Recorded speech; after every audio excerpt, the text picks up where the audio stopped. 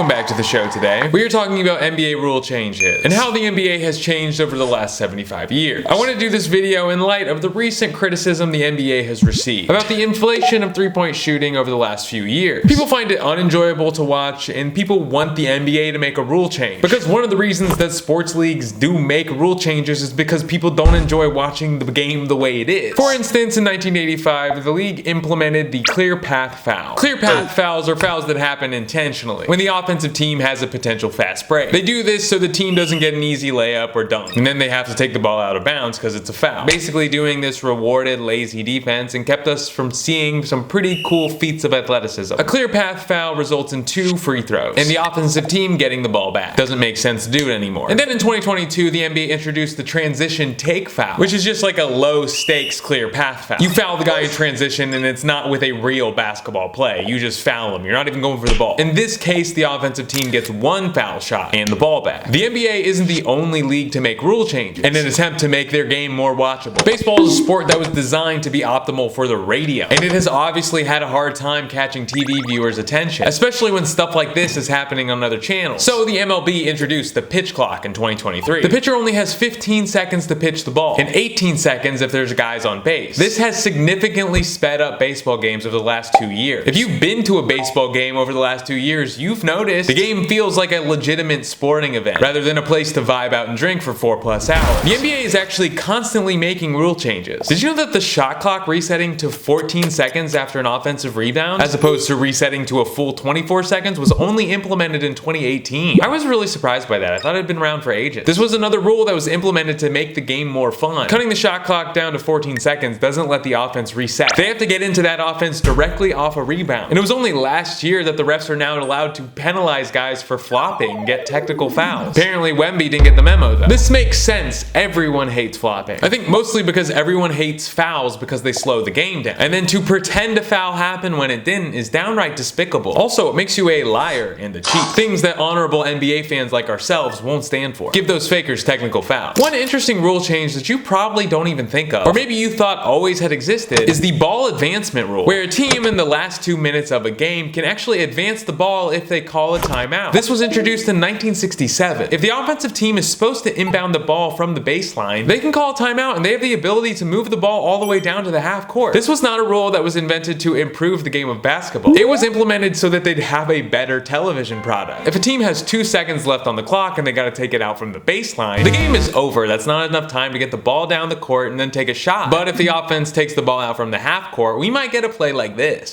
You gotta be aware of the inbounder here if you're Philly. It's off to Leonard, defended by Simmons. Is this the dagger?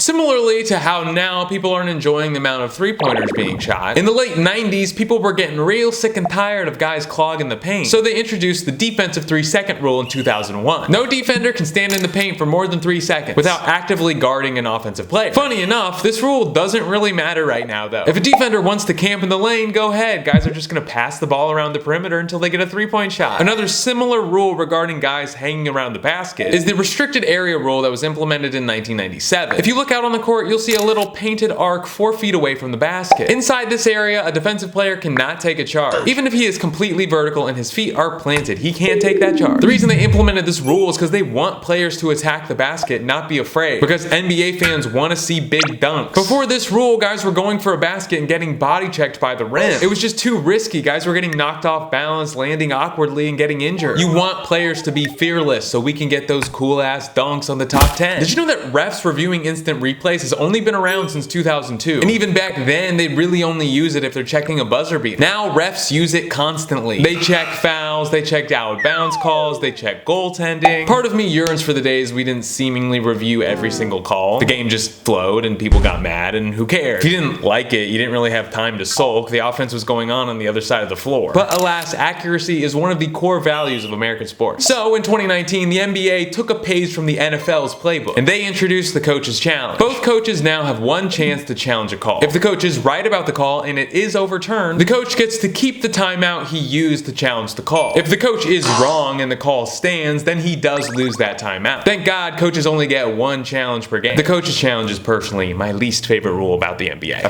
hate it. There are a lot of rules that have been introduced to the NBA that aren't a result of the NBA trying to make a better product to watch, but instead they make these rules to protect the players and their safety. One of them being the landing space rule. A defending player is not allowed to enter the offensive player's landing space when he's shooting. This is obviously very dangerous because the player could land on the defender's leg, thus causing them to fall awkwardly, maybe tear an ACL, roll an ankle. A lot of people call this rule the Zaza Rule because the most notable incident of this foul was when Zaza Pachulia slid under Kawhi Leonard's legs in Game 1 of the 2017 Western Conference Finals. Kawhi Leonard rolled his ankle and he never came back for that series, and then the Spurs lost. The Warriors beat them. Not only is this landing space violation now a foul, it is also a flagrant one. And speaking of flagrant fouls, those haven't been around forever either. The flagrant foul was introduced in 1990, and it was definitely a reaction to the violent play style of the bad boy Pistons. A flagrant foul is a foul that is deemed as unnecessary contact. The other team gets 2 free throws and then they get the ball back. Here's an example. A flagrant foul. So this is a good angle. Boom.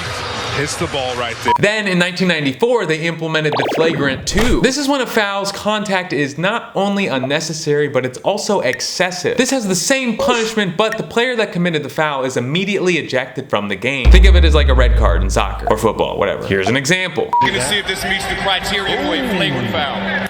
It might just. The last player safety rule I want to talk about is the hand checking rule. I think I've talked about it 3 times in the last year, so I'm going to keep it real brief. Basically, you're not allowed to rest your hand or forearm on the offensive player. Hand checking was leading to less perimeter play and drives to the basket. It's kind of hard to create your own shot if the defender's clinging to your jersey. But I have a feeling they might be removing the hand checking rule in the NBA. Because if you remove that rule, you're probably also going to remove the NBA's 3-point shooting problem. So some other rules about the NBA involve conduct or dress code. Things you can't do on the court or wear off the court. So the old commissioner of the NBA enforced a dress code in 2005. Players were forced to wear business casual attire. That's like a sports jacket. They had to wear dress shoes. They had to wear these clothes if they were sitting on the bench, 2 games, during press interviews. And then the NBA also had a long list of things they weren't allowed to wear. Sports jerseys, jeans, hats, do-rags, large jewelry, work boots. This was clearly targeted at certain players in the way that they dressed. This was their sense of style.